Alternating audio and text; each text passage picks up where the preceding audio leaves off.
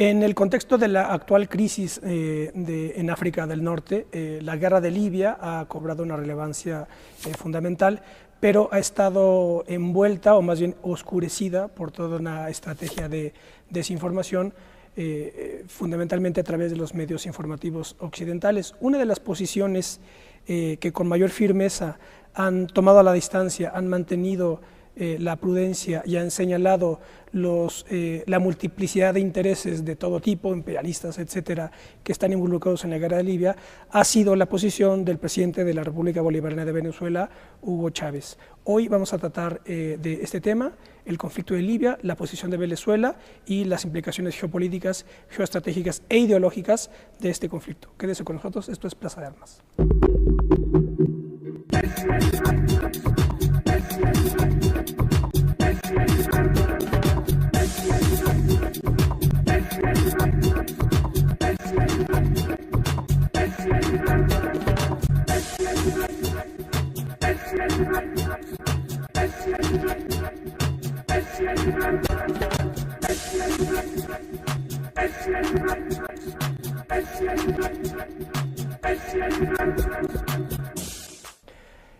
¿Qué tal? Qué bueno que están en otro debate de Plaza de Armas, aquí por Capital 21. Les recuerdo nuestra página propia, www.plazadearmas.tv, y nuestro correo, plazadearmas21@gmail.com. Bueno, tenemos el placer de contar con la gentil presencia del embajador de la República Bolivariana de Venezuela en México, don Trino Alcides Díaz. Embajador, gracias por acompañarnos. Bueno, Ismael, muchas gracias por haber invitado a estar con ustedes hoy aquí y que podamos hablar un poco sobre ese tema tan candente a nivel mundial como es el de Libia. Así que me gustaría oír tus observaciones para poderte dar algunas opiniones al respecto. Pues la cuestión que de inmediato surge es y que de hecho lo he comentado en otros contextos aquí en programas de Capital 21, es digamos la oscuridad informativa generada. Inmediatamente, bueno, llama la atención que Gaddafi y su régimen, digamos, estaba perfectamente bien visto, digámoslo de alguna manera, por las potencias europeas o estadounidenses, y de manera muy súbita, en el contexto de los levantamientos en África, es condenado mundialmente como un genocida y como alguien que está violando los derechos humanos, cuando meses antes estaban todos muy bien con Gaddafi. Y por eso señalo en el inicio del programa que el presidente Hugo Chávez inmediatamente señaló que él no va a sumarse a la ola de difamaciones que están haciéndose y digamos, a toda la estrategia desinformativa que tiene como propósito invadir Libia. ¿Cómo ve el gobierno de la República Bolivariana de Venezuela el contexto internacional de esta crisis? Bueno, yo podría decir que el capitalismo mundial en los momentos actuales ha llegado ya a los niveles más bajos de hipocresía. Y este caso de Libia es una prueba contundente de ello, porque justamente en noviembre del año pasado, es decir, hace 3 meses y pico, se realizó la tercera cumbre África-Europa. Asistieron los 53 países de África y 27 de Europa, donde estaban presentes todos los países europeos que ahora están atacando a Libia. ¿Y qué se dijo ahí? ¿Cuál fue uno de los acuerdos? Que eso se estaba haciendo, esa tercera cumbre, justamente por la importancia de la cooperación entre Europa y África en la prevención de conflictos, restauración de la paz, óigase, restauración de la paz y seguridad para la estabilidad del continente. ¿Cómo se hicieron esto y esta declaración en finales de noviembre? ¿Cómo pueden estar después atacando a Libia si ellos estaban reuniendo con Libia, donde justamente en esa cumbre de África y Europa, justamente el principal dirigente y la principal persona que dirigía estas reuniones era Gaddafi, que era el que estaba encargado en ese momento de la cumbre africana, pues el grupo africano. Entonces eso da una idea de la hipocresía que hay del lado de las potencias imperialistas que en su deseo por apoderarse de las riquezas naturales de los países del tercer mundo, sobre todo el petróleo y el agua, justamente vieron en el caso de Libia un caso especial. ¿Por qué? Porque Libia, como ya se sabe, es el principal productor de petróleo de África. Y no solamente el principal productor, sino porque además Libia tiene el mejor petróleo de África, petróleo liviano.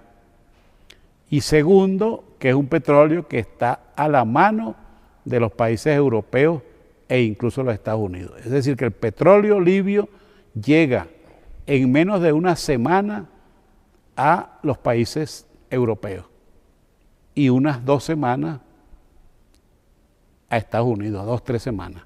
Y no que tiene que tardar casi como 2 meses para llegar de Oriente Medio a los Estados Unidos. Más si unimos a esto y estas ventajas, que tienen unas reservas de agua que son de las más importantes del continente africano y del mundo, entonces eso explica por qué los países imperialistas, que en el caso de Europa prácticamente no tienen petróleo, lo que está pasando por ejemplo con Francia, esa avidez que tiene Francia por apoderarse de Libia es porque ellos quieren pues ponerles las manos a esa 1,000,000 y pico de barriles de petróleo diarios que exporta Libia. Y por otra parte, en el caso, por ejemplo, de Inglaterra, lo mismo, no tienen prácticamente petróleo. El petróleo del Mar del Norte se está agotando rápidamente. Y en el caso de los Estados Unidos ocurre algo parecido. Los Estados Unidos, sus reservas ya no le duran sino para 10 años. Entonces quieren garantizar, pues, dado el enorme consumo que tienen, fuentes seguras de petróleo, pues. Entonces, por eso es que han atacado a Libia y han hecho todas estas cosas que estamos viendo, pues que van contra el derecho internacional, que van contra la paz mundial y todas estas cosas, pues. Fue como una excepción que lo que se viene viniendo de manera totalmente vertiginosa y sorprendente, que parecía que había un plan maestro que estaba derribando, digamos, a Mubarak, en Túnez, etcétera.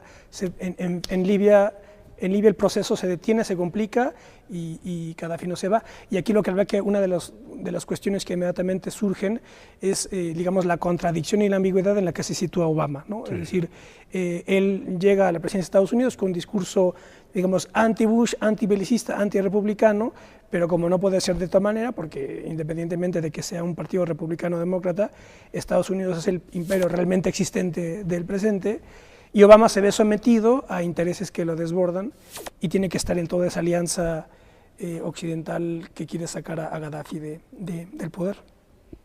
Sí, porque es que en Estados Unidos los presidentes son unos, digamos, presos de los grandes poderes establecidos, pues. En Estados Unidos quienes mandan de verdad son las grandes empresas multinacionales, porque son las que financian las campañas, porque son las que dirigen toda la vida, pues prácticamente a nivel mundial, pues. Y por eso es que vemos, por ejemplo, que los Estados Unidos tiene, ahora el año pasado, pues, de los gastos de guerra, más del 40% son de los Estados Unidos. O sea que un solo país gasta casi lo mismo que el resto de los países del mundo. Entonces el poder que tienen las empresas armamentistas, las empresas de guerra, etcétera, es enorme.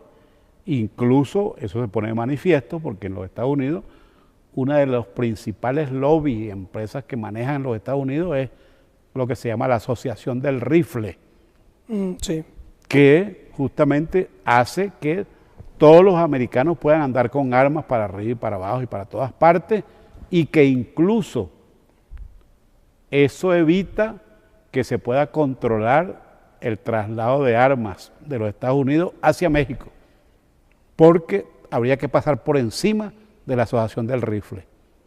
Y eso es imposible, porque eso tienen casi todo dominado al Congreso, senadores y republicanos. Senadores y diputados. Y a la vez demócratas y republicanos.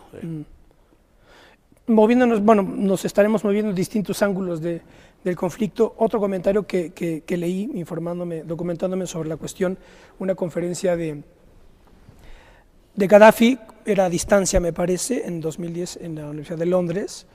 Él planteaba que, claro, que una de las claves es que la caída de la Unión Soviética y la desaparición del Pacto de Varsovia, digamos que implicaba también la desaparición de un contrapeso real hacia toda la estrategia expansionista de la OTAN y de Estados Unidos. Es decir, si de haber existido el Pacto de Varsovia o una potencia como la Unión Soviética en un antagonismo tan claro con el mundo occidental capitalista, no hubieran sucedido invasiones como las de Irak, las de Afganistán, o en este caso lo que está sucediendo en África. Sí, lo más probable es que eso no hubiese ocurrido, pues. Pero justamente esto que está ocurriendo no es más nada sino la continuación de todas esas políticas, porque justamente esta política que estamos viendo ahora no es más nada sino la continuación de las políticas que se comenzaron a implementar por parte del imperialismo después de la Segunda Guerra Mundial, con la creación en Bretton Woods del Fondo Monetario Internacional, el Banco Mundial, la Organización Mundial del Comercio, que han sido elementos, y luego la creación de la OTAN, etcétera, la Agencia Internacional de Energía para tratar de contrarrestar a la OPEC. Todos esos son elementos que ha ido creando el imperio y que llegaron a su máxima expresión cuando Reagan, en los años 90, lanzó lo que se llamó el Consenso de Washington, que prácticamente llevó el neoliberalismo y la globalización a todo el mundo. Y lo que estamos viendo ahora no es más nada sino la concreción de todas esas políticas. Incluso eso llevó a que, por eso justamente en lo que se iniciaba el proceso de Washington, el Consenso de Washington, entonces eso llevó a que iniciaran políticas que hicieron que cayera el bloque soviético, porque el bloque soviético no cayó por sí mismo, pues.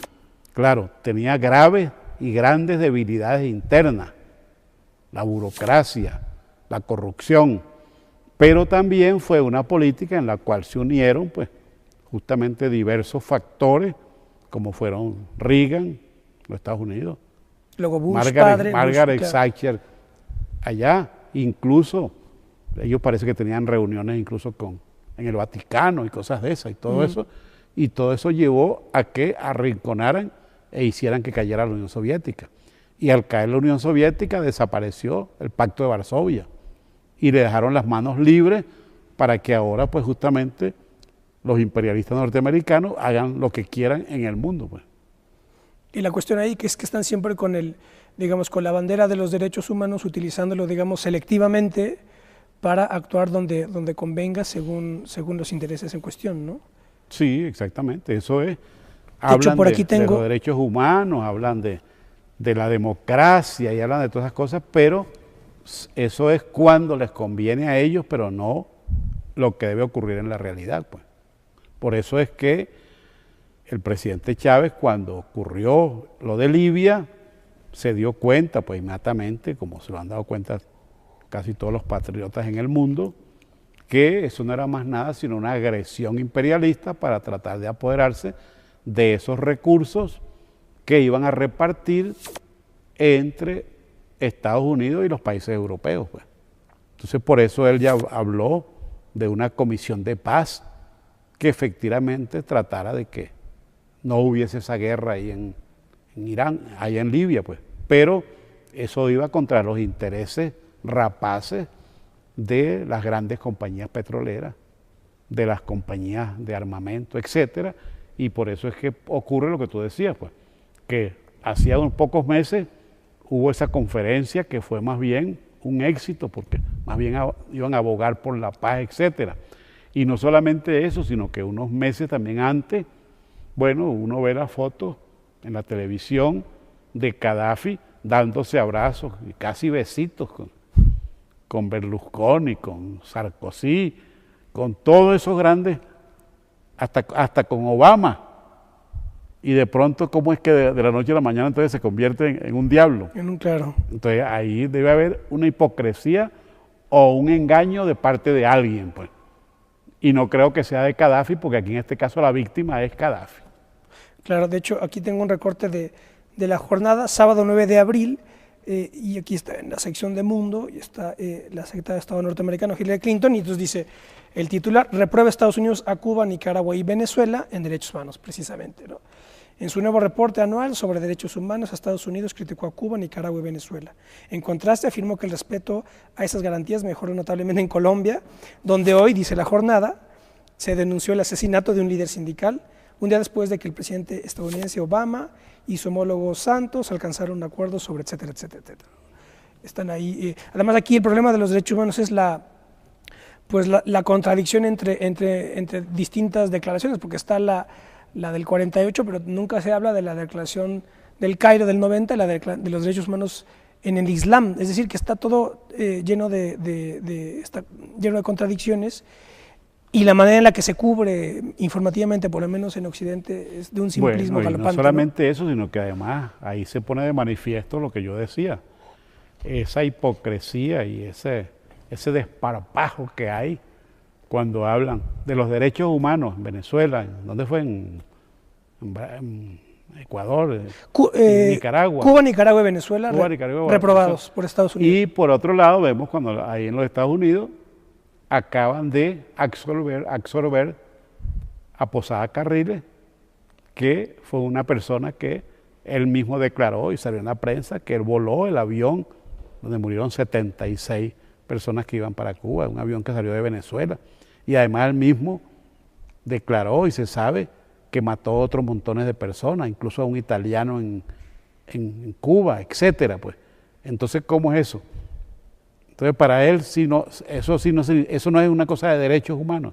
Indudablemente que eso es una manifestación de que en los Estados Unidos no se respetan los derechos humanos. Pues si se respetaran los derechos humanos, este señor debería estar pagando todos esos crímenes que cometió. Y eso es lo que ocurre con la justicia en los Estados Unidos, pues. Sí, el problema es la total desinformación, porque de alguna manera quieren hacer parecer que hay como una coalición a favor de la democracia y la libertad, en contra de tiranías por todo el mundo, ¿no? Claro. Y entonces en África están derribando tiranías, pero como si la cosa fuera tan sencilla, porque además son regiones altamente conflictivas, con una multiplicidad de conflictos internos, diferentes corrientes dentro del propio Islam, ¿no? Además de la incompatibilidad con Occidente, en fin, que es una cuestión bastante compleja para analizar desde categorías simplistas, ¿no? Sí, además que las cosas que uno ve, pues, hace unos años atrás, Bush padre y Bush hijo hacían comidas y cenas en su casa con Osama Bin Laden,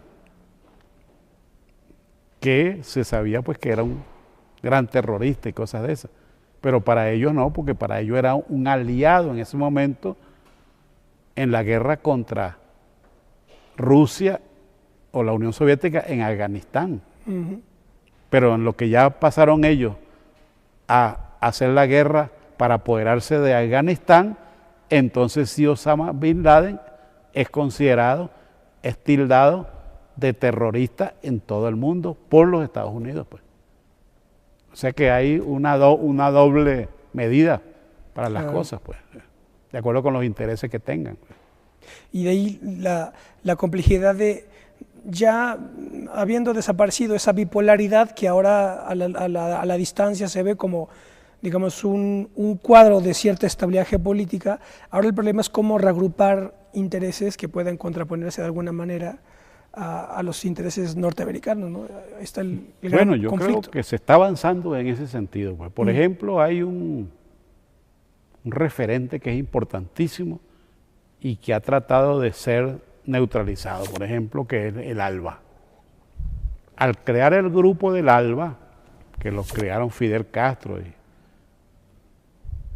y Chávez, con todos estos países, pues Venezuela, Cuba, Nicaragua, Ecuador, Bolivia y algunos países del Caribe, eso es una forma de unión, de alianza, de integración de los pueblos que va a ser totalmente contraria a la integración que promueven los americanos, en los cuales ellos se integran con otros países, pero para explotarlos y para someterlos. En el caso de este nuevo tipo de alianza, es para que más bien estos países logren su unión, su desarrollo bajo, digamos, formas de unión que no son, digamos, que ninguno apabulla a los otros, sino que más bien todos se ayudan, se complementan y pueden lograr desarrollo bien, digamos, equitativos, pues prácticamente. Y entonces por eso el ALBA es el futuro de la humanidad. Vamos a hacer un corte, estamos conversando con el embajador de la República Bolivariana de Venezuela, no se vayan.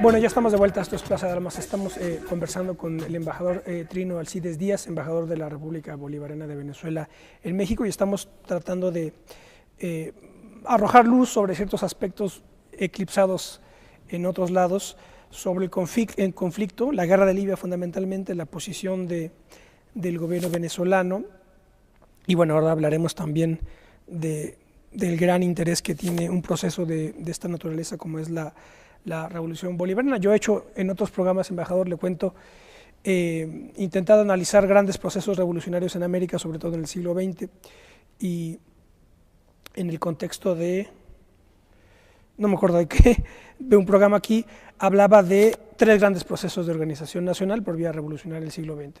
Revolución Mexicana, Revolución Cubana y Revolución Bolivariana de Venezuela. Evidentemente que hay más procesos, está la boliviana del 52, el proceso sandinista en Nicaragua, pero me parece que estos 3 grandes procesos se tienen que ver a la misma escala y compararse recíprocamente para ver distintas alternativas y distintas rutas para la consolidación de naciones políticas soberanas y para articular proyectos continentales como está ahora teniendo lugar con Venezuela, ¿no?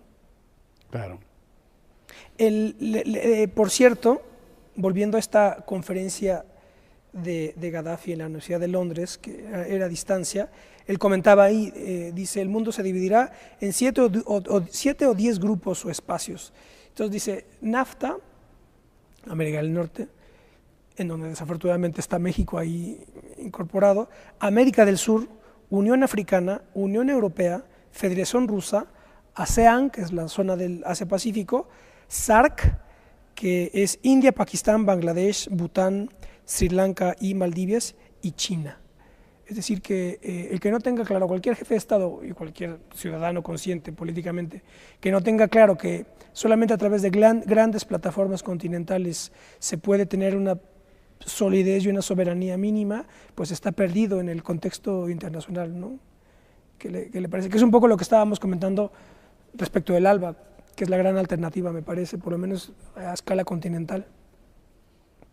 Bueno, esa es una posición que yo creo que es muy respetable, pues, y además muy lógica, porque en el fondo es casi la expresión, digamos, geográfica de lo que es el mundo y cómo debería estar el mundo, pues, respetando, como es natural, las condiciones de cada grupo, porque sería lo ideal, pues, que los países del norte, Canadá,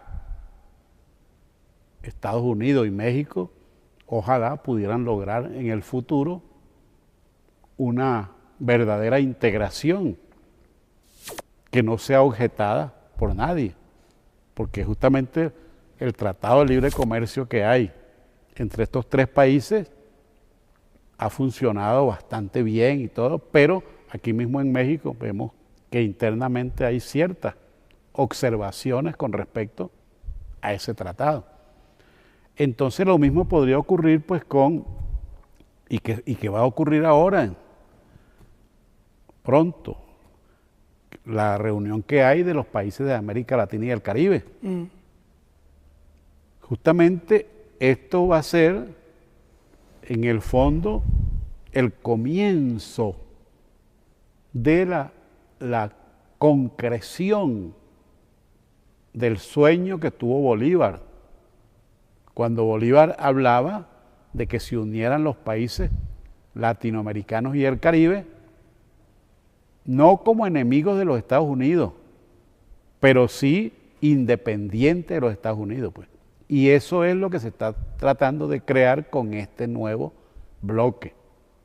Y que sería muy bueno porque justamente pudieran aprovecharse todos esos inmensos recursos que tiene esta zona para que se puedan aprovechar entre todos.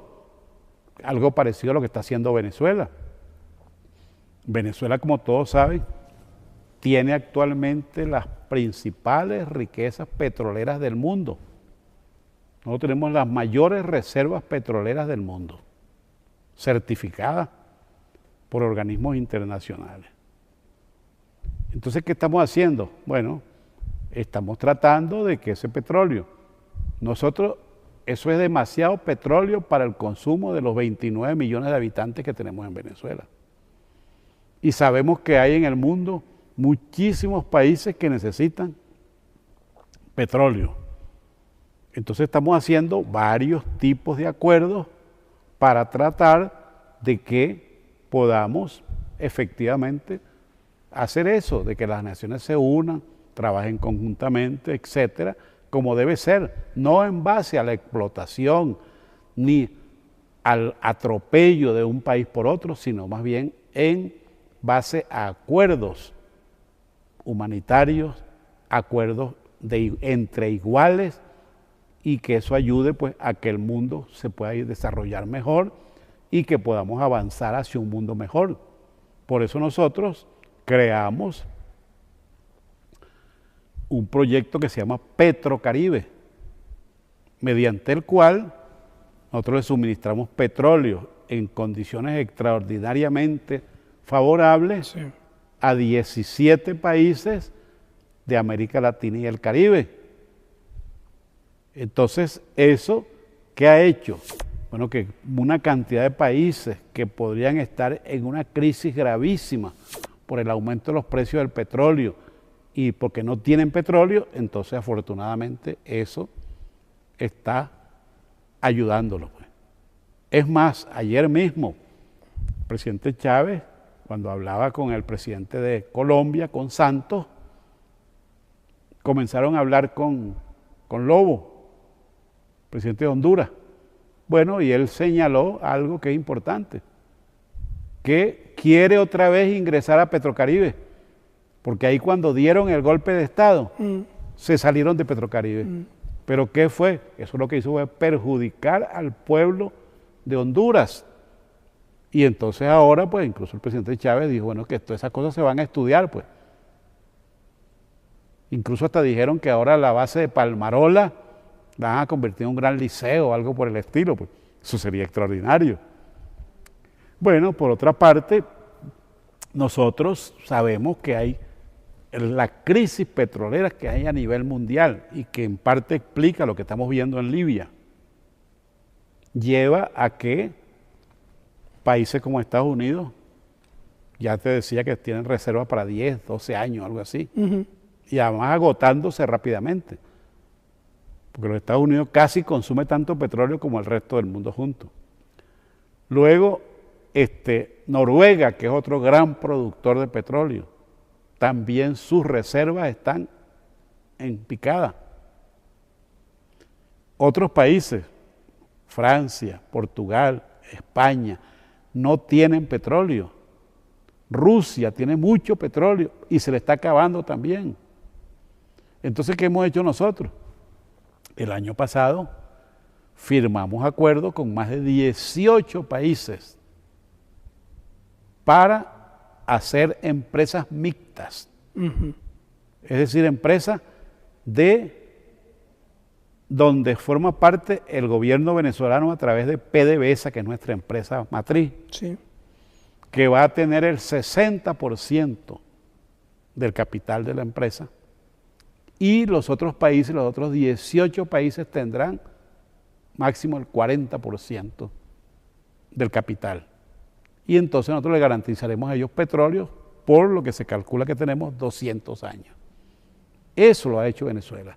Y no solamente eso, sino algo que mucha gente no lo cree y además que no lo sabe. Nosotros tenemos en Estados Unidos la empresa más grande de petróleo que hay en los Estados Unidos, que se llama Citgo, venezolana. Que es la filial de PDVSA en... Que pertenece a Venezuela y a PDVSA. Sí.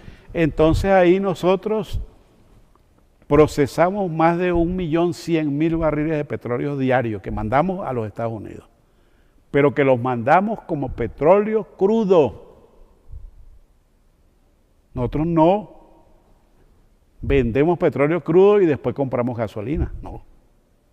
Nosotros vendemos ese petróleo crudo a ellos y tenemos allá 10 refinerías nuestras donde se refina ese petróleo. Y tenemos además de eso 10.000 estaciones de servicio a través de las cuales vendemos la gasolina y los derivados en todos los Estados Unidos. Eso, como tú ves, es un gran negocio y es una gran ayuda para los Estados Unidos y para nosotros, pues garantiza que tenemos la salida de más de 1.100.000 barriles diarios de petróleo. Pero además de eso, ¿qué ha ocurrido? Pues bueno, que en los Estados Unidos, en épocas como esta, sobre todo en el invierno, hay cantidad de comunidades que pasan muchísimo trabajo, incluso gente que se muere de frío. Entonces nos han pedido ayuda.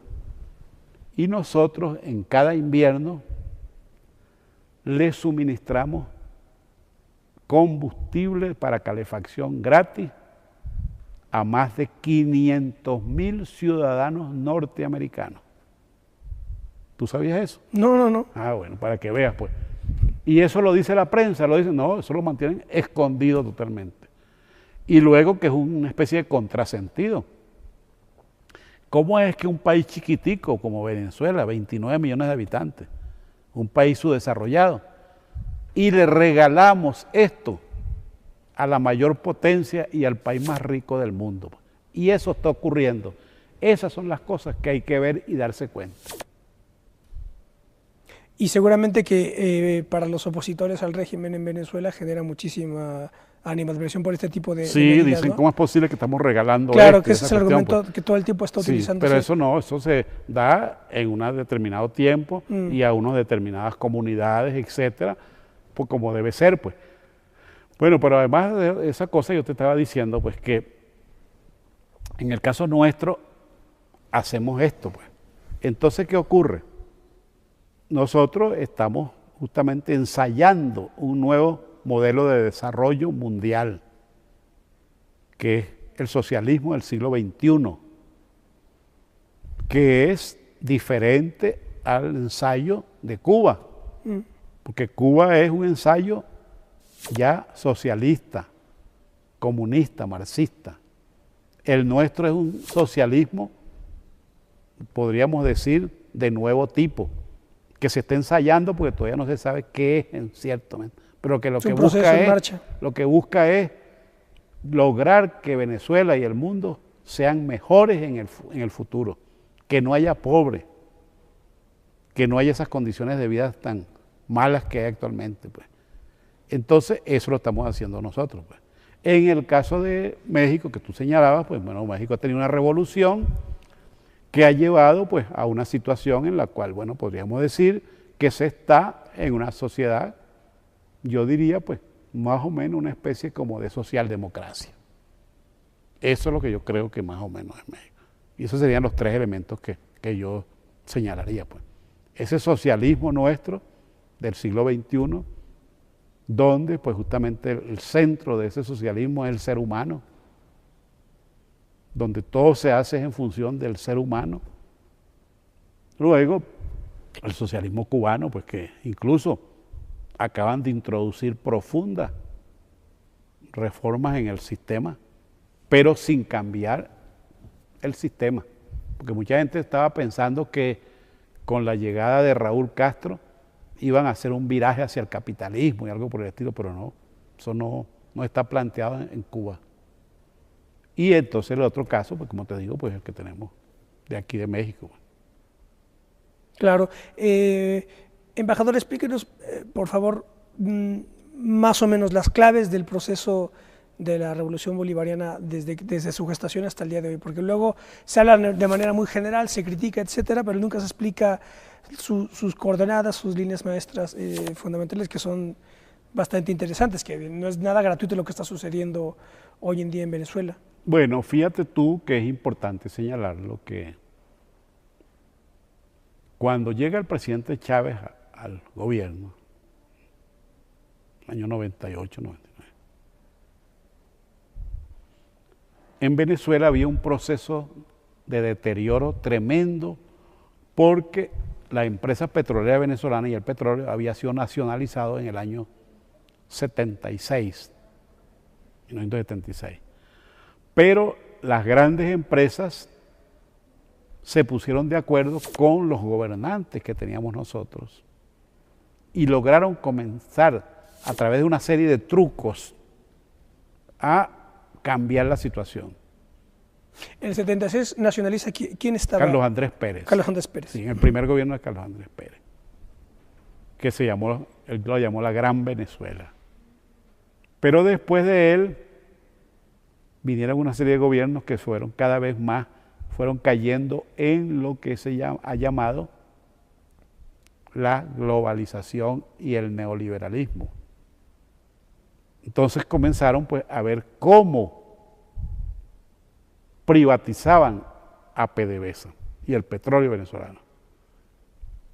Crearon varias cosas, la apertura petrolera, crearon la internacionalización del petróleo, etcétera, toda una serie de cosas, y ya tenían listo para nacionalizar el petróleo cuando llegó cuando llegó Chávez. Incluso hubo un presidente de PDVSA que dijo que lo mejor para el país era privatizar a esa empresa. Sosa Pietre se llamaba el tipo.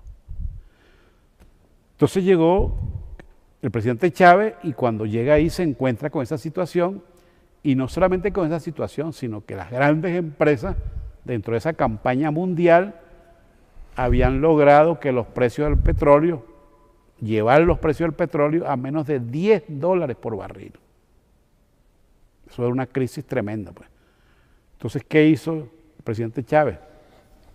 Llegó y convocó a la segunda cumbre de la OPEC. Pero para convocar a la segunda cumbre de la OPEC, inició un viaje por 11 países de la OPEC. Incluso fue hasta Irak, que era un peligro, lo podían haber matado allá en esa cuestión. Y fue y logró unir a todos esos gobiernos tan disímiles. Y se hizo la segunda cumbre de la OPEC en Venezuela, y ahí acordaron justamente fijar políticas que permitieran que los precios se recuperaran, que se controlara la producción y toda una serie de cosas más que fueron los que salvaron a la OPEC. Pero como es natural, nada de eso cayó bien a los intereses imperialistas. Y por eso, justamente, hace ya 9 años, ¿no? 9 años, ¿no? En el año 2002, en estos mismos días, justamente. El intento de golpe sí, de abril de 2002. Entre ayer y pasado mañana, dieron un golpe de Estado, pues, los americanos prepararon un golpe de Estado conjuntamente con un grupo del ejército y con los sectores económicos para sacar a Chávez y poder efectivamente privatizar al petróleo venezolano. De hecho, y entonces lo sacaron por 47 horas. Sí. Pero el pueblo y el sector progresista de las Fuerzas Armadas lo rescataron y volvió al poder. Y entonces por eso inició toda esa cantidad de cambios. Se hizo una nueva constitución donde Venezuela ahora es principalmente una democracia participativa. Porque en el caso de casi todos los demás países de América, la democracia es representativa. Embajador, déjenos hacer un corte más, volvemos con este tema.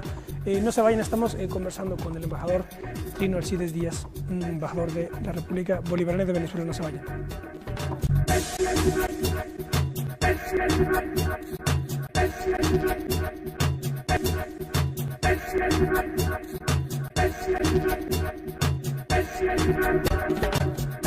Bueno, ya estamos de vuelta. Estamos conversando con el embajador Trino Alcides Díaz de la República Bolivariana de Venezuela, embajador de Venezuela en México, y estamos analizando pues tanto el proceso interno de Venezuela y también las cuestiones relativas a la crisis de la guerra de Libia. Ambos procesos, el propio venezolano y el libio, denostados de manera muy generalizada por los medios, digamos, oficiales, pero nunca explicados, siempre eclipsando lo bueno y señalando lo malo. Nos quedamos precisamente hablando de los resultados positivos del proceso. Sí, yo decía, bueno, que efectivamente se comenzó ese proceso después del golpe de Estado. El presidente Chávez ha tratado de profundizar, pues, en la construcción de ese Estado, digamos, nacionalista, de ese Estado humano, etcétera. Y para eso incluso él ha tenido muy buenas relaciones con el presidente Gaddafi, porque una de las cosas que uno tiene que darse cuenta que han ocurrido en estos días con la prensa es que Gaddafi ha sido demonizado. Y no solamente demonizado, sino que yo he visto que incluso una gran cantidad de analistas progresistas parece que ignoraran lo que es Gaddafi. Y Gaddafi, primero que nada hay que recordar que él dio un golpe de Estado contra un rey, un dictador, el rey Idris. El 69. Y entonces justamente le dio la libertad a su pueblo. Y no solamente le dio la libertad, sino que rescató el petróleo. Nacionalizó el petróleo libio. Y no solamente eso, sino que hizo la reforma agraria. Y Libia hoy por hoy es el país árabe donde más mujeres estudian en las universidades y en los colegios, toda esa cantidad de cosas. Y el que tiene mayor nivel y el mayor nivel de vida y cosas de PIB per cápita, ¿no? Per cápita, pero además sobre todo la parte cultural, que es una de las cosas fundamentales, pues. Y ha sido entonces un gobernante muy progresista. Siempre ha estado vinculado con las causas progresistas, que es lo que lo han llevado a esto que justamente decíamos. Justamente esa cumbre de África, él unió a los países africanos para que lucharan contra el imperialismo. Y por eso es que justamente eso explica en gran parte por qué le están haciendo esto. Porque lo ven como un peligro a mediano y largo plazo. Entonces, por eso han producido esto sobre él. Entonces, yo creo que esas son cosas que hay que conocerlas, pues. Que en parte es lo que dicen con el presidente Chávez. Muchos aquí, por ejemplo, en México, yo he oído muchas personas que me han dicho, incluso personas universitarias y intelectuales que me dicen que Chávez es un dictador. Bueno, ahí se ve hasta dónde llega la forma en que los medios de comunicación de masa engañan a las poblaciones. Porque sucede que Chávez es el gobernante más demócrata que hay en el mundo. porque en 10 años ha ganado 10 elecciones. Y no solamente eso, sino que hizo algo que ojalá todos los gobernantes en el mundo lo hicieran. Él mismo propuso que en Venezuela se aprobara el referendo revocatorio. Es decir, que él mismo se estaba poniendo, como dicen, la soga al cuello. La soga al cuello. Y efectivamente, cuando él aprobó eso, la oposición lanzó el proceso revocatorio contra Chávez. Que ganó. Y ganó con más del 60% de los votos. Entonces, como tú ves, pues, y ha ganado todas esas elecciones, 1, 2, 3, y además 10 elecciones en general. Solamente perdió una, 59% a 49%. Entonces, ¿cómo pueden decir que es un dictador? Un hombre que todo el tiempo está haciendo elecciones y esas cosas. Pero fíjate tú, que lo dicen y engañan a la población. Luego Chávez hizo algo que es importantísimo. Por ejemplo, la educación.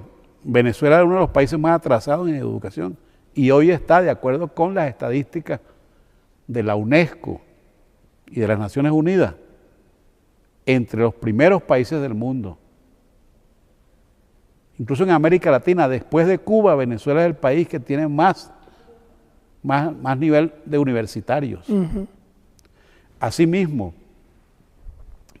Chávez pues logró que el gasto social en Venezuela, que era más o menos de un 12, 15%, lo llevó al 60%. Y la pobreza la bajó. La pobreza en Venezuela era más o menos parecida a la de México, 50%. Y la bajó a menos del 20%. Y la pobreza extrema, que era casi 40%, está en menos del 10% hoy. Además, se crearon, por ejemplo, casas de alimentación. Más de 1 millón de personas que no tenían ni para una comida diaria. Ahora van y comen en todo el país esa cantidad de cosas. Pues. Creó centenares de hospitales donde no solamente la atención médica es gratuita, sino las medicinas también son gratuitas. Y por eso es que Venezuela, pues, justamente en el índice de desarrollo humano, en el índice de Gini, está entre los mejores del mundo. Y todo eso se ha logrado en este periodo que tiene Chávez, pues. Y por eso es que justamente vemos que después de más de 10 años de gobierno, tiene una aprobación, pues, que es, bueno, más del doble o el triple que los posibles candidatos que van a competir contra él. ¿Hay elecciones pronto en Venezuela? El año que viene, sí. ¿El año que viene? ¿El año que viene o este año? El año que viene, sí. El que viene. Sí, de hecho, una de las, a mí siempre lo he comentado en otros foros y en otras discusiones, es la relevancia que para mí comporta el hecho de que, nos quedan 3 minutos, el hecho de que, digamos, la perspectiva continental bolivariana, digámoslo así, forma parte del discurso interno para Venezuela. Es decir, el planteamiento es, no sirve nada más que Venezuela esté bien, sino que para que Venezuela esté bien tiene que estar todo el continente bien, ¿no? Eso me parece fundamental porque es el único proceso en donde esa variable internacional, digamos, es variable interna.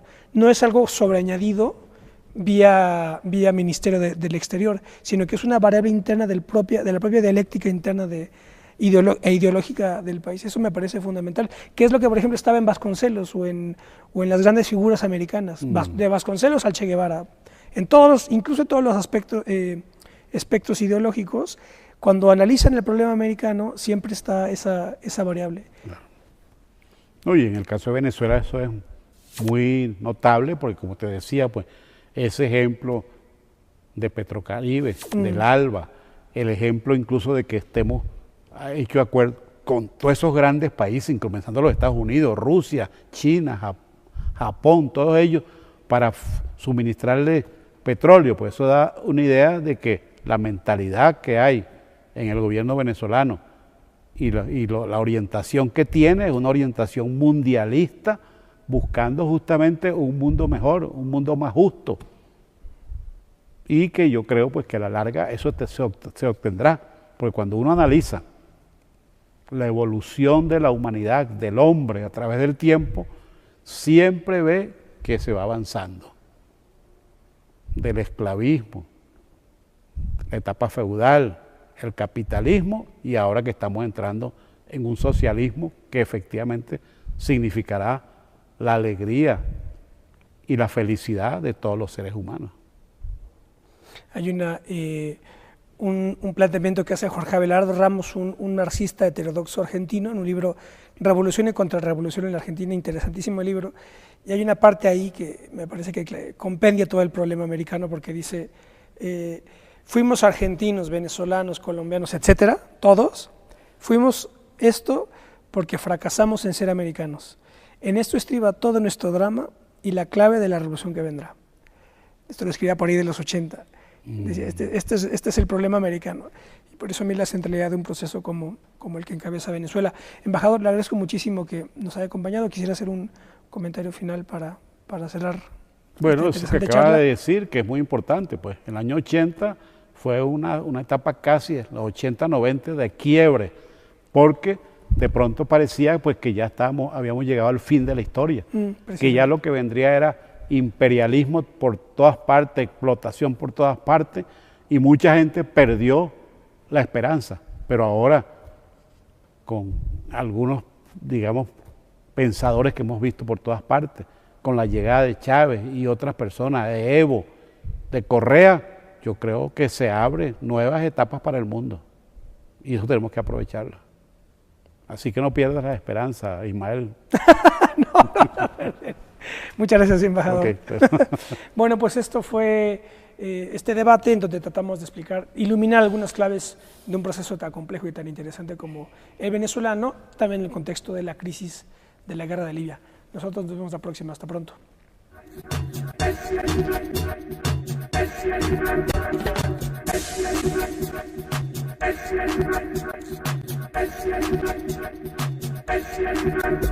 Restauración de la paz, óigase, restauración de la paz y seguridad para la estabilidad del continente. ¿Cómo se hicieron esto y esta declaración en finales de noviembre?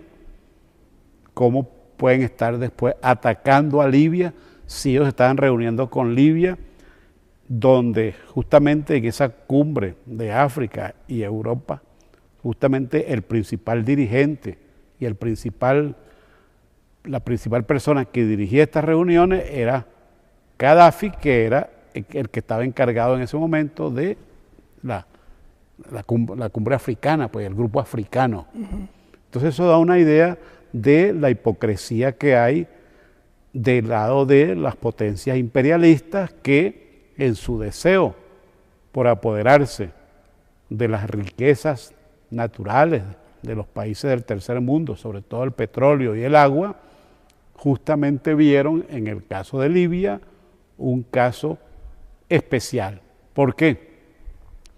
Porque Libia, como ya se sabe, es el principal productor de petróleo de África. Y no solamente el principal productor, sino porque además Libia tiene el mejor petróleo de África, petróleo liviano. Y segundo, que es un petróleo que está a la mano de los países europeos e incluso los Estados Unidos. Es decir, que el petróleo libio llega en menos de una semana a los países europeos y unas 2 semanas a Estados Unidos, 2, 3 semanas. Y no que tiene que tardar casi como 2 meses para llegar de Oriente Medio a los Estados Unidos. Más si unimos a esto y estas ventajas, que tienen unas reservas de agua que son de las más importantes del continente africano y del mundo, entonces eso explica por qué los países imperialistas, que en el caso de Europa prácticamente no tienen petróleo, lo que está pasando por ejemplo con Francia, esa avidez que tiene Francia por apoderarse de Libia es porque ellos quieren pues ponerles las manos a esa millón y pico de barriles de petróleo diarios que exporta Libia. Y por otra parte, en el caso, por ejemplo, de Inglaterra, lo mismo, no tienen prácticamente petróleo. El petróleo del Mar del Norte se está agotando rápidamente. Y en el caso de los Estados Unidos ocurre algo parecido. De difamaciones que están haciéndose ya digamos, a toda la estrategia desinformativa que tiene como propósito invadir Libia. ¿Cómo ve el gobierno de la República Bolivariana de Venezuela el contexto internacional de esta crisis? Bueno, yo podría decir que el capitalismo mundial en los momentos actuales ha llegado ya a los niveles más bajos de hipocresía. Y este caso de Libia es una prueba contundente de ello, porque justamente en noviembre del año pasado, es decir, hace 3 meses y pico, se realizó la tercera cumbre África-Europa. Asistieron los 53 países de África y 27 de Europa, donde estaban presentes todos los países europeos que ahora están atacando a Libia. ¿Y qué se dijo ahí? ¿Cuál fue uno de los acuerdos? Que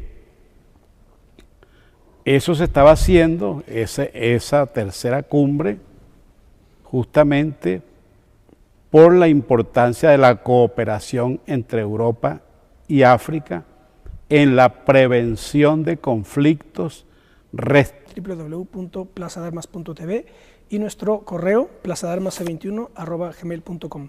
Bueno, tenemos el placer de contar con la gentil presencia del embajador de la República Bolivariana de Venezuela en México, don Trino Alcides Díaz.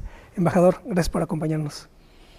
Bueno, Ismael, muchas gracias por haberme invitado a estar con ustedes hoy aquí y que podamos hablar un poco sobre ese tema tan candente a nivel mundial como es el de Libia. Así que me gustaría oír tus observaciones para poderte dar algunas opiniones al respecto. Pues la cuestión que de inmediato surge es y que de hecho lo he comentado en otros contextos aquí en programas de Capital 21, es digamos la oscuridad informativa generada.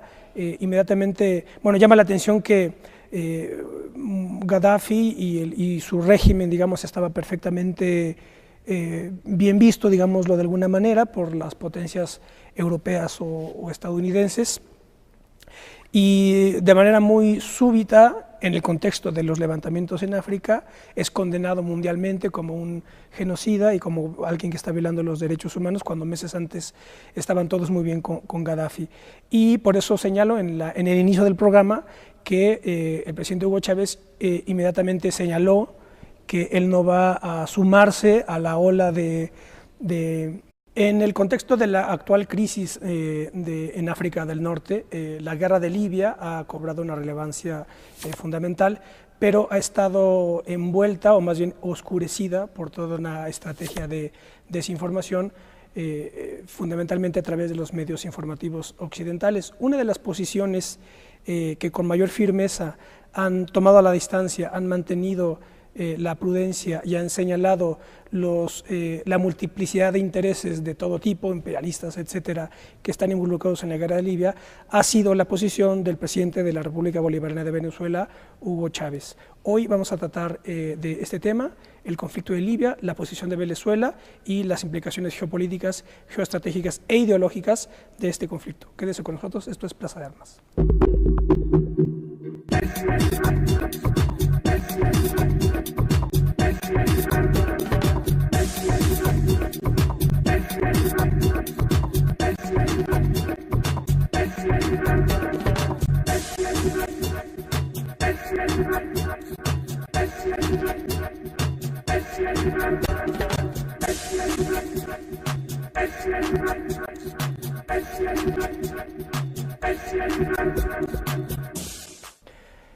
¿Qué tal? Qué bueno que están en otro debate de Plaza de Armas, aquí por Capital 21. Les recuerdo nuestra página propia.